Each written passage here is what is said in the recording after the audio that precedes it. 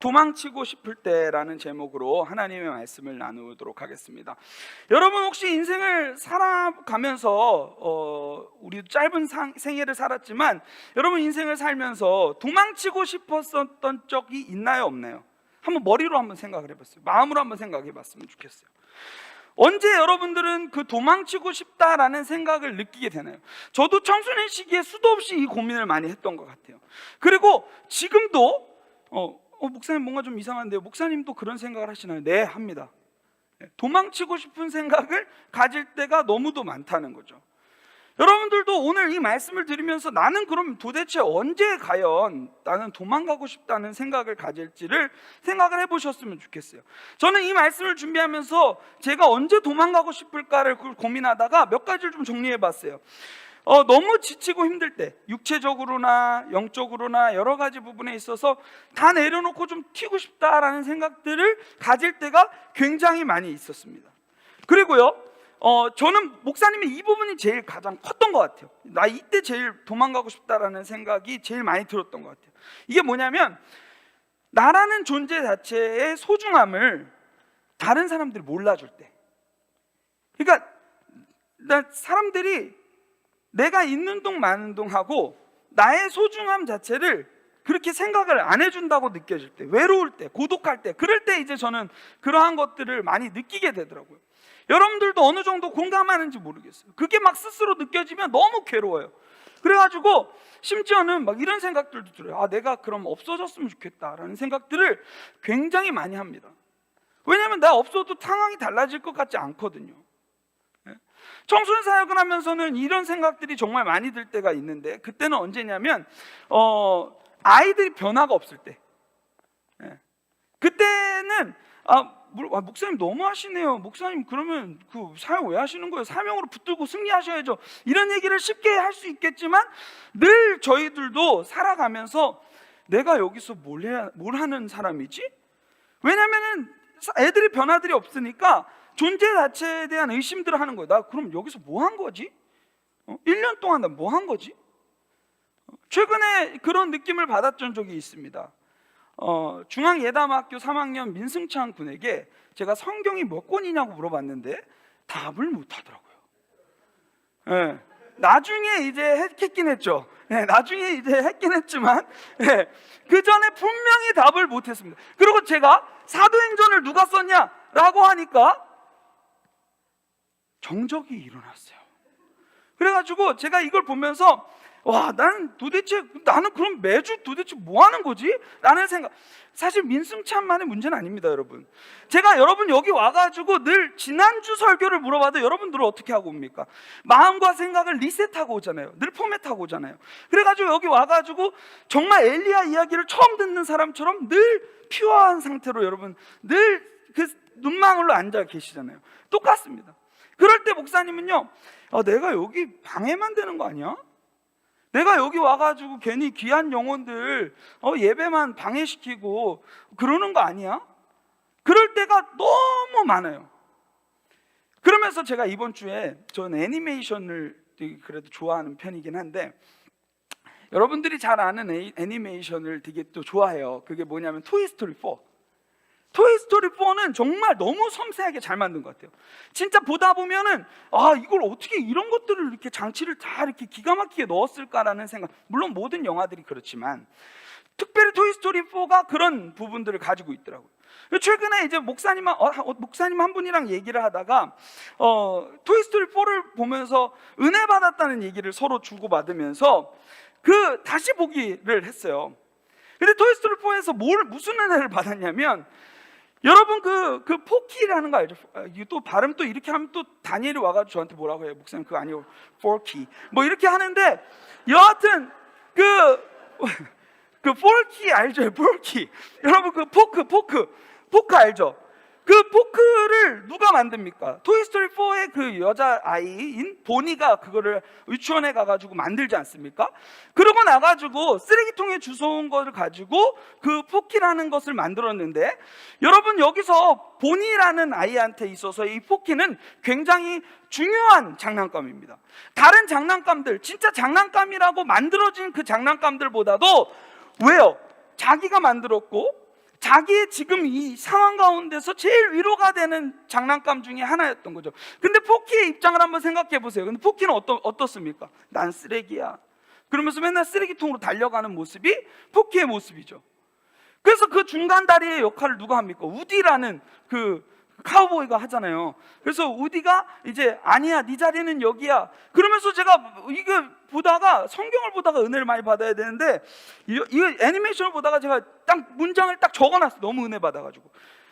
너는 보니가 제일 좋아하는 장난감이야. 너가 있어야 할 곳은 쓰레기통이 아니야. 너는 보니가 가장 좋아하는 장난감이야.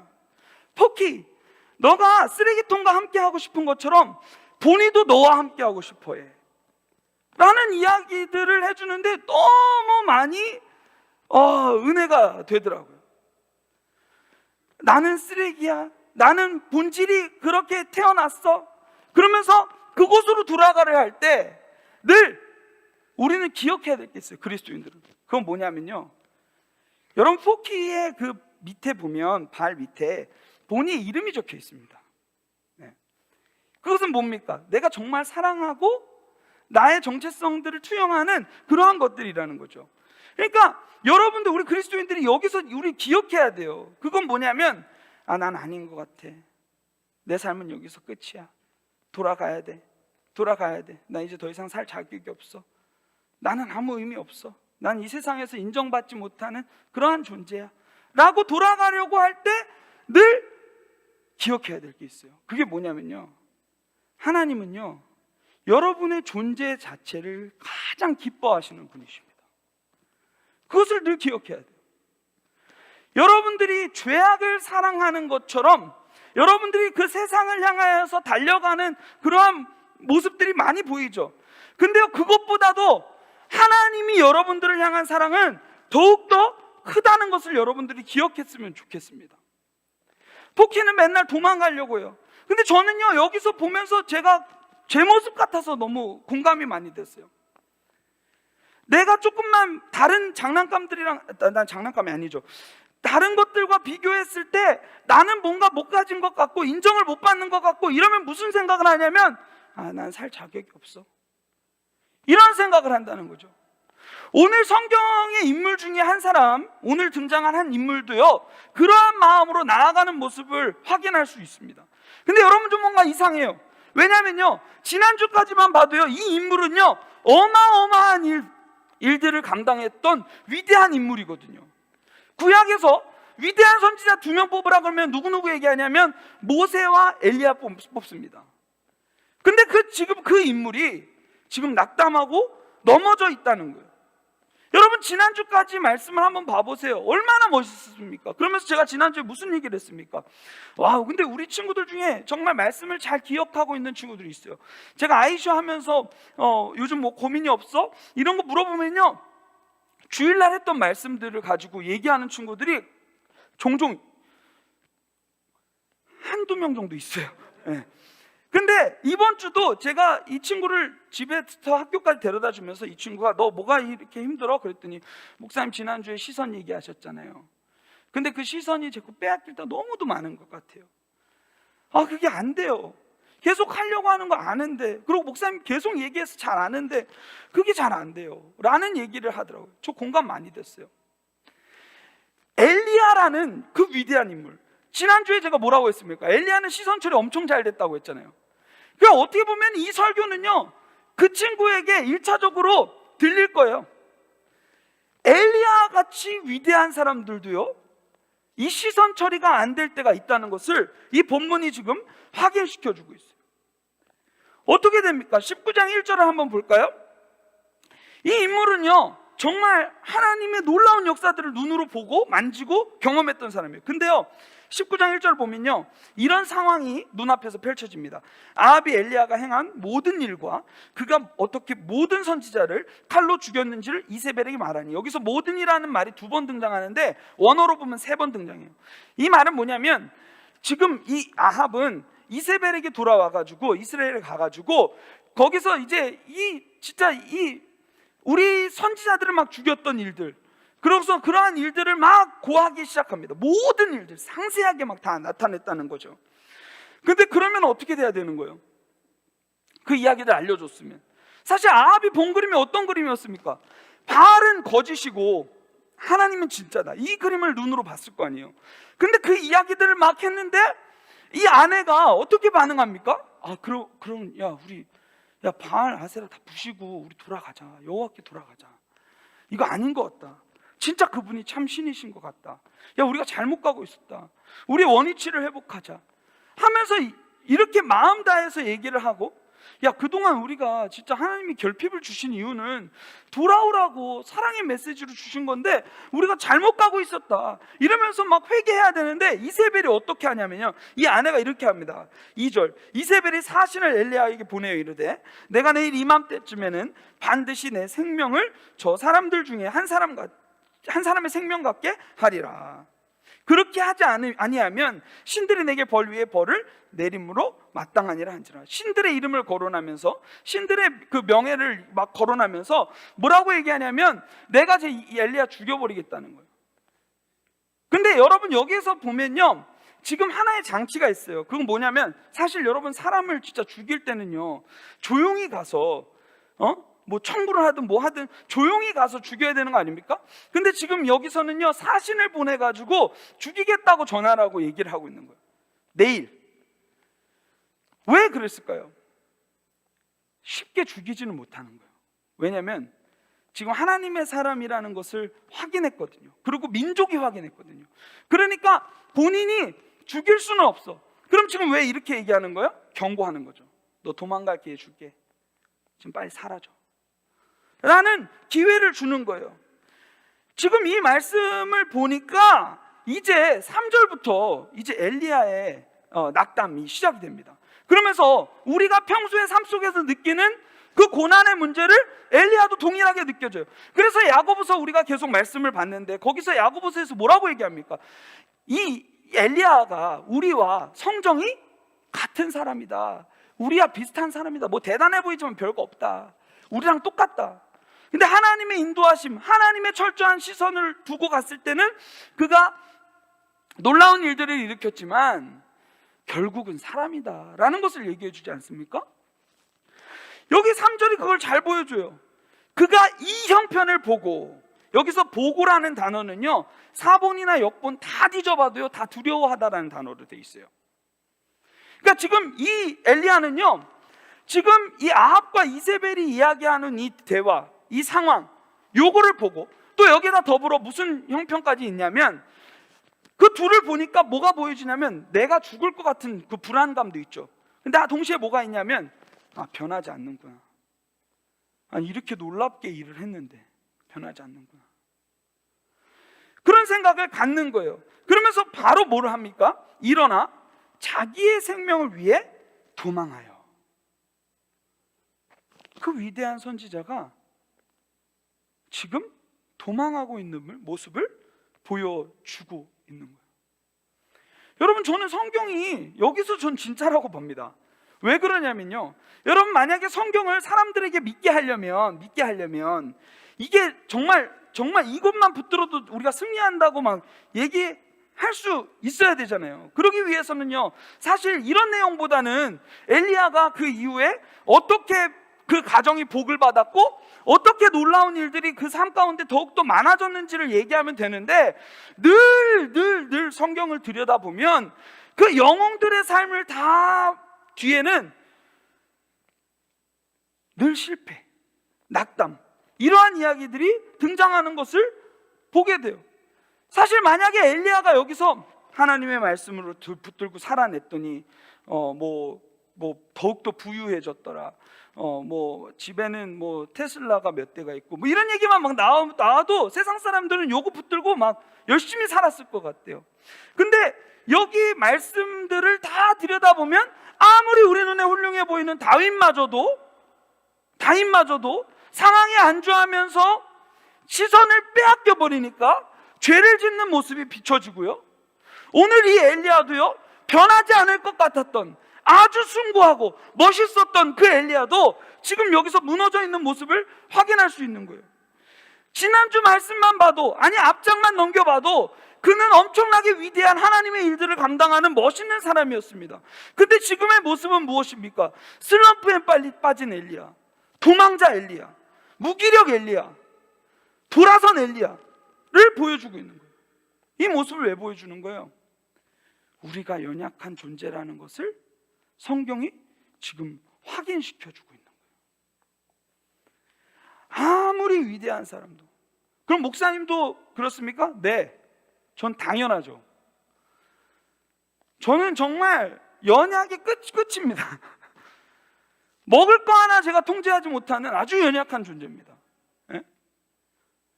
저도요, 때에 따라서 여러분들에게 막 큰 소리 치고요, 멋있게 막 하나님의 말씀, 하나님의 일들을 막 증거하긴 하지만 때로 저도 시선을 빼앗기면 이러한 모습으로 살아갈 때가 많아요. 제가 서론에 얘기했잖아요. 목사님도 그래요. 도망치고 싶을 때가 있다는 거예요.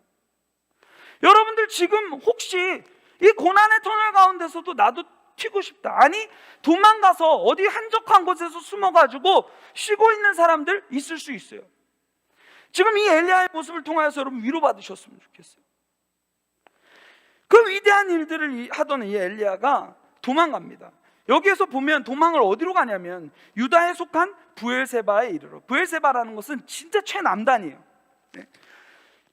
북이스라엘 사람이잖아요. 거기서 쭉 밑으로 내려와가지고 브엘세바까지 튀었다는 거예요. 탈진해가지고 너무 힘들어서, 네? 슬럼프에 빠져서. 우리도 슬럼프에 빠지면 정말 막 하나님도 뭐고 막 사람이고 뭐고 안 보이잖아요. 지금 이 말씀에 보니까 이 사람도 지금 막 사람까지 만나기 싫었나 봐요. 여기 3절에서 얘기하고 있습니다. 브엘세바에 이르러서 자기의 사환을 그곳에 머물게 하고, 사환마저도 같이 있고 싶지 않은 거예요. 사람에게 너무 지쳐있는 거예요. 너무 힘든 거예요.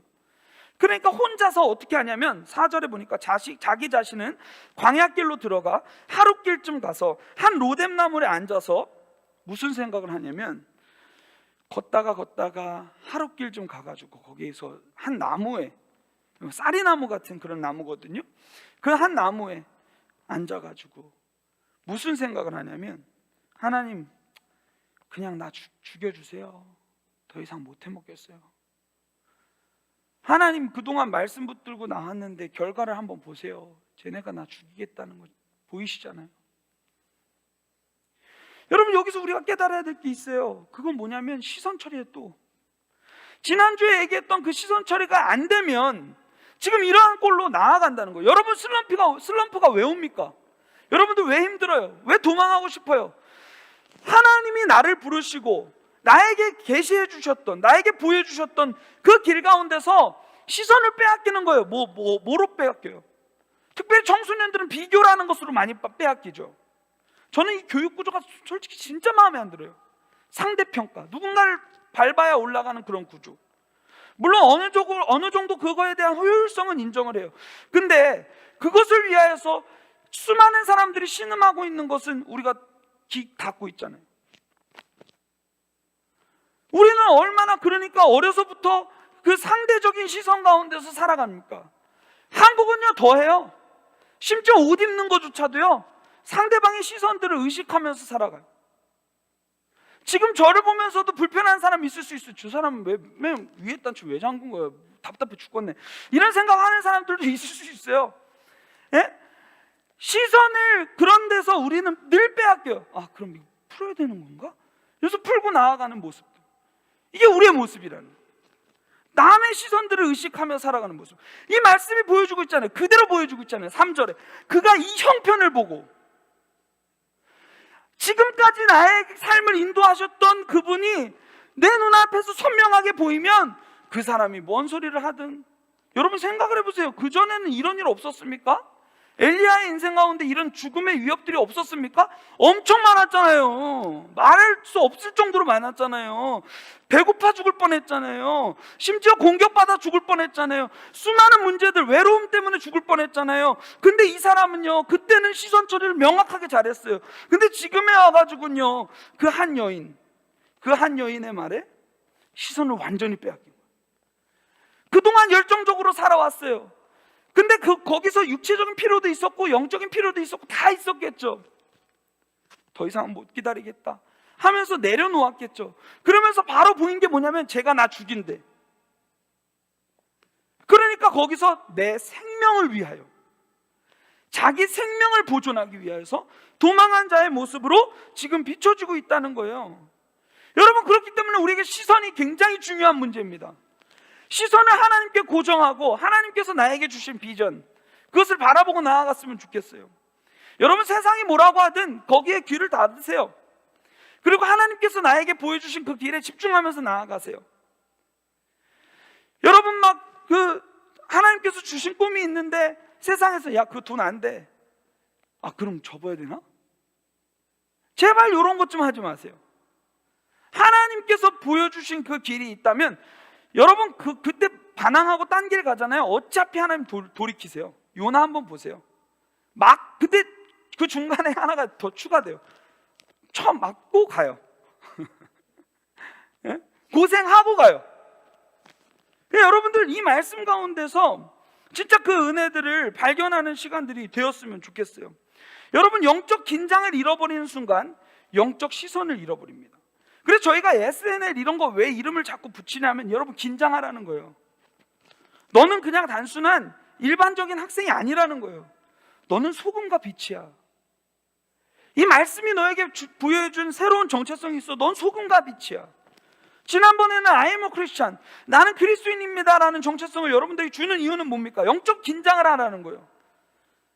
나는 세상 사람이 아니야. 세상에 있지만 세상에 속하지 않는 하나님의 사람이야 라는 것을 여러분들이 기억하고 살으라고 정체성을 계속해서 부여해 주는 거예요.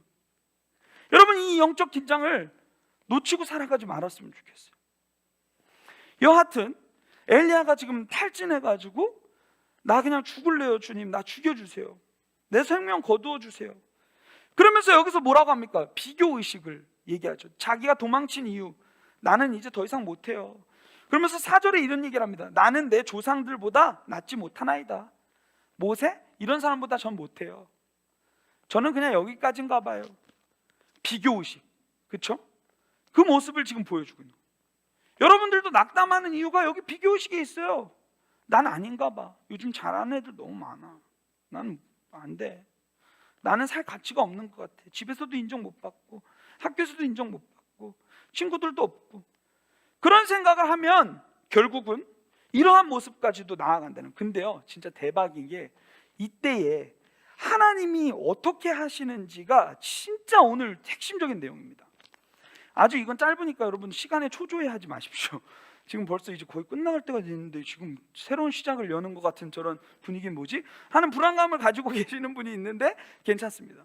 여러분, 이건 아주 심플합니다.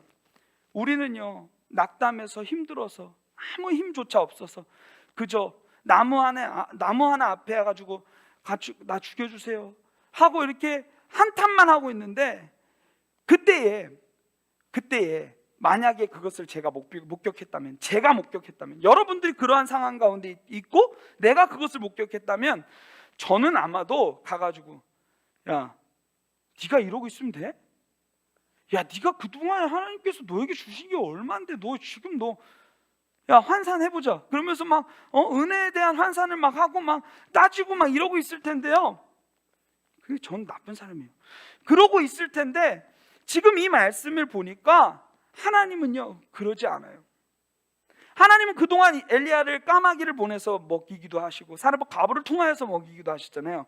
오늘은 누구 등장인물을 사용하시냐면 천사를 사용하십니다. 5절 말씀, 로뎀 나무에 누워 자더니 천사가 그를 어루만지며 그에게 이르되, 가서요 뭘 묻지 않아요. 너 왜 있다고 여기, 너 여기 있으면 어떡해, 이런 얘기를 하지 않아요. 야, 네가 지금 여기가 어디라고, 이런 얘기를 하지 않아요. 그러면서 그냥 가서 어루만져주는 거예요. 많이 힘들었지? 말은 하지 않아요. 많이 힘들었지? 어루만지면서 그에게 이르되 일어나서 먹으라 하는지라. 여러분, 여기서 저는 천사가 어떤 존재인지를 확인했어요. 따라해 봅시다. 천사는 나에게 음식을 제공하는 분이구나. 여러분, 주변 사람들에게 한번 오늘 인사했으면 좋겠어요. 나의 천사가 되어줄래요? 이렇게 인사했으면 좋겠어요. 예.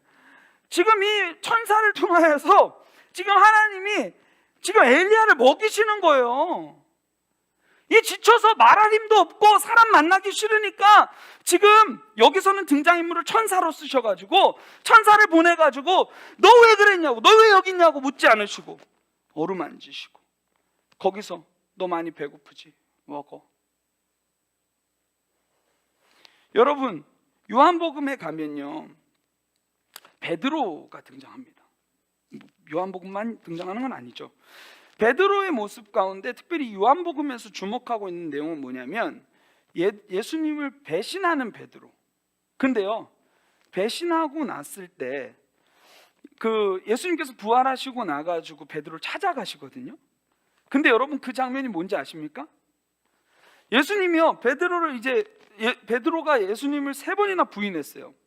그리고 그것도 예고를 해줬는데도 부인했어. 진짜 나쁜 놈이잖아. 그러면 여러분 같으면 어떻게 했을 것 같아요? 저는요, 만약에 십자가에서 내려온 다음에 이제 만약에 부활하고 났다, 그러면 몽둥이 연장 챙겨가지고 가서 베드로 아주 회개시킬 것 같아요, 육체적으로. 근데요, 예수님 어떻게 하십니까? 제가 거짓말 하는 게 아니에요. 예수님은요, 밥 먹었냐? 밥 먹어. 그러면서 숯불에 생선 구워주시고 그러한 모습을 지금 보여주고 있는 거예요. 여러분, 지금 똑같아요. 하나님은요, 우리가 낙담하고 힘들고 어려워하는 그 상황 가운데서도 우리의 상태와 어떠함을 묻지 않으시고 그저 그 자리에 함께 해주시고 들어주시고 위로해 주시고 만져주시고 또 내가 힘들어하는 그 부분까지도 조명해 주시고 그리고 먹을 것으로 베풀어 주시고 은혜로 나를 덧입혀 주시고, 아까도 제가 얘기했던 것처럼 나는 누더기 옷을 입고 나갔어요. 죄 때문에 자유를 찾아서 떠났어요. 누가복음 15장 보세요. 자유를 떠나서 탕자가 막 나가지 않습니까? 그리고 나가지고 거짓골을 하고 집으로 돌아와요. 근데 어떻습니까? 예수님, 그 아버지가 저 거리가 먼데 달려가 그를 치근히 여기고 끌어안으시고, 야, 살찐 송아지 잡아라. 그 당시 A급 송아지 잡아가지고 먹이고, 야, 얘 옷이 왜 이러냐, 새 옷 갈아입혀라. 그러한 은혜로 지금 우리에게 다가와 주시고 있는 거예요. 먹고 또 잤어요. 그러고 나니까 6절에 보니까 본즉 머리맡에 숯불에 구운 떡과 한 병 물이 있는지라. 여러분, 이거 많이 봤죠? 구운 떡과 물 한 병. 사르밧 과부가 가지고 있던 그 동일한 단어예요. 계속 기억나게 하시는 거예요. 장치들을 통해서. 내가 너 이렇게 인도했잖아. 힘내. 너 이렇게 인도할 거야. 하면서 너 배고프지 먹어. 하면서 위로하고 있는 모습이 지금 이 말씀에 나타나고 있다는 것을 여러분들이 확인했으면 좋겠어요. 오늘 이 말만 하고 마무리하겠습니다. 여러분, 우리는 늘 시선을 빼앗겨요. 예수님의 제자들도 마찬가지였어요. 마태복음 14장에 보면요, 이 예수님께서 제자들하고 함께 가실 때 오병이어 사건을 일으키고 나시고 이제 인기가 너무 많으셔서 예수님이 그 자리를 피하시거든요. 그때 그 자리를 피하고 나가지고 이 제자들이랑 같이 가십니다. 그러고 나가지고 산에서 기도하시다가 내려오셨어요. 제자들은 배 타고 가고 있었고요. 근데 그때에 갑자기 저 멀리서 무리를 걸어오는 사람이 있는 거예요. 유령이다. 근데 예수님이 자신이라는 것을 나타내신 다음에 베드로, 늘 도전적이죠. 거기서 뭐라고 합니까? 만약에 목사님이 진짜 성경 인물로 따지면 아마 베드로 같은 사람이었을 거예요. 저도 한번 걷고 싶어요. 무리를 걷는 사람 처음 보네요. 저도 한번 걷고 싶어요. 해주세요. 한번 시켜주세요. 그랬을 거예요. 그러고 나니까 어떻게 합니까? 오라. 그래서 베드로가 발을 한 발 딱 내딛고 걸어가기 시작하는데 대박 사건, 걷게 되는 거예요. 근데 여러분, 여기서 중요한 게 있어요. 여기서 시선을 잃어버리면 물에 빠지게 돼 있다는 거예요. 여러분, 이 시선은요, 단순히 거기서 그 자리에서 예수님을 향하여서 시선을 잃어버린 것도 포함이고요, 제일 중요한 것, 그 전에 무슨 일이 있었습니까? 오병이어 사건이 있었거든요. 그러면 예수님은 하나님이시라는 것은 이미 기적을 통해서 보여줬다는 거예요. 그래서 마태는요, 이걸 순서를 일부러 이렇게 배치한 거예요. 오병이어 다음에, 그 다음에 무리를 걸으신 사건. 이거를 어려운 표현으로 강화라는 표현이에요. 여러분, 피파 온라인 같은 거 해보면 1카랑 1카 붙이면 2카 되잖아요. 그것처럼 똑같은 거예요. 지금 두 가지 이야기들 통하여서 예수님이 진짜라는 걸 보여주는 거예요. 그래서 그걸 보여주고 있는데 시선을 잊어버려요. 그땐 그때고 지금은 지금이라는 거예요. 그러면서 걸어갈 때 이분이 누군지를 모르고 그걸 의지하지 않고 나아가는 모습이 비춰집니다. 물에 빠져요. 그때 왜 너 믿음이 작았냐? 이렇게 주님이 물으시죠. 여러분, 우리가 이러한 모습으로 늘 살아가요. 근데 그럴 때마다 우리가 낙담해 있고, 심지어 예수님을 배반하고 그러한 모습들까지도 보여주고 있지만, 그럼에도 불구하고 오늘 말씀에 얘기한 것처럼 우리에게 어떠한 죄가를 묻지 않으시고 먼저는 우리를 위로하시고 우리 스스로 그 죄가 깨달아질 수 있도록 도우시는 분이라는 것을 기억했으면 좋겠어요. 우리가 연약하고 무너져 있고 힘든 상황 가운데 있지만 히브리서 4장 15절은 이렇게 얘기하고 있어요. 우리에게 있는 대제사장은 우리의 연약함을 체휼하지 아니하는 자가 아니요 라고 되어 있어요. 여러분, 어떠한 연약함, 어떠한 문제, 여러분 도망가고 싶은 수많은 어려움들이 있습니까? 그때 그 연약함을 도우시는 분이 계세요. 성경이 얘기하잖아요. 우리가 그분을 바라봐야 돼요. 그래서 히브리서에서 뭐라고 얘기합니까? 예수를 바라보자. 예수를 바라보자. 너의 참된 주요, 우리를 온전케 하시는 예수를 바라보자. 그렇게 얘기하고 있어요. 우리가 무너져 있을 때 우리를 꾸중하지 않으시고 우리의 아픈 마음에 공감하시는 하나님, 조용히 다가와 손 내미시는 그 하나님을 오늘 이 예배 가운데 느끼셨으면 좋겠어요.